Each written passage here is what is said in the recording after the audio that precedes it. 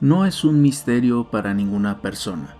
El sistema no te quiere sano, y la razón de ello tampoco es particularmente sorprendente, pues detrás del telón, la mayoría de las veces el sistema se guía por aquello que le permita producir más recursos y por ende más dinero, es decir, más capital. Pero comencemos un poco más atrás en todo esto. Asumamos que eres un adulto joven, recién te graduaste de la universidad o te graduaste del bachillerato, y actualmente ya cuentas con un puesto de trabajo que te permite pagar tus costos de vida y algunos lujos de vez en cuando. Si bien en teoría tu horario de trabajo debería ser de 8 a 9 horas al día, todos sabemos que este trabajo te quita bastantes más horas de vida que en muchas ocasiones no te son pagadas. Todo esto bajo el argumento de ponerse la camiseta o tener lealtad a la empresa.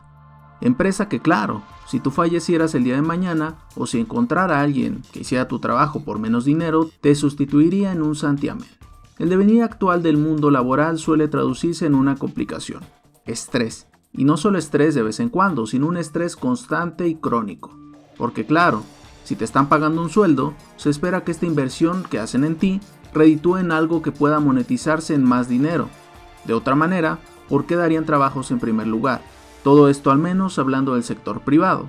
Para llegar a este trabajo, por lo general tienes que tomar transporte público o manejar por algunas horas al día. Esto se traduce naturalmente en más estrés y también se traduce en más horas de sedentarismo, más horas sentado o inmóvil, lo que a su vez te lleva a un mayor riesgo de padecer enfermedades crónicas como diabetes e hipertensión. Y este tiempo, que podrías invertir en hacer ejercicio, prepararte una comida sana o simplemente relajarte, realmente lo acabas invirtiendo en llegar a este trabajo que te permite mantener el tren de vida actual. En muchos trabajos actuales se pasa una buena parte del tiempo sentado y estresado por aquel proyecto trimestral que puede aumentar las ventas de la empresa en un 0.2%.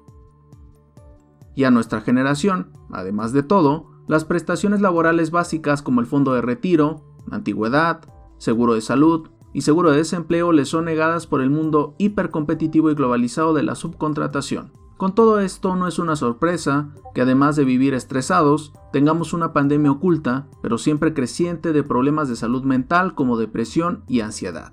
Antes de tu trabajo puede que tengas un buen desayuno con una alimentación balanceada, consistente en carbohidratos, proteínas y lípidos. Sin embargo, la realidad para muchas personas es que se levantan a las 5 de la mañana para tomar un café y un pan de dulce, para tener tiempo de subirse a esa combi que los llevará a esa estación del metro, que los dejará en esa estación del metrobús que los llevará a su lugar de trabajo.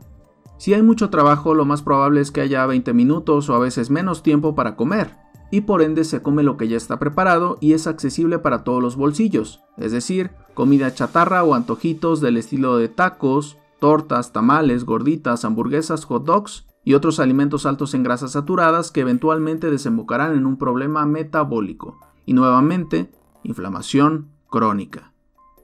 En cierta forma puede argumentarse que son las propias personas quienes son culpables de sus problemas de salud, y aunque en muchas ocasiones esto puede ser verdad, en muchas otras resulta evidente que el sistema no está hecho para que estemos sanos. El sistema está hecho para que seamos productivos hasta nuestro retiro, muchas veces a costa de nuestra salud, pues no es raro que los 65 años o incluso antes sean edades de diagnóstico y de complicaciones propias de enfermedades como la diabetes, la hipertensión, infartos cardíacos y eventos vasculares cerebrales. Esta idea del aumento de la producción, que se vio promovido desde la revolución industrial, ha tenido un impacto importante sobre nuestra salud como humanidad, y si bien es cierto que la esperanza de vida ha aumentado, los años libres de enfermedad no han aumentado de manera proporcional, es decir, que tenemos gente que vive muchos años, pero que muchos de estos años los vive con enfermedad y discapacidad. Como puedes ver, el sistema pues no te quiere realmente sano, te quiere productivo, y ante ello está en nosotros intentar hacer un cambio dentro de nuestras posibilidades.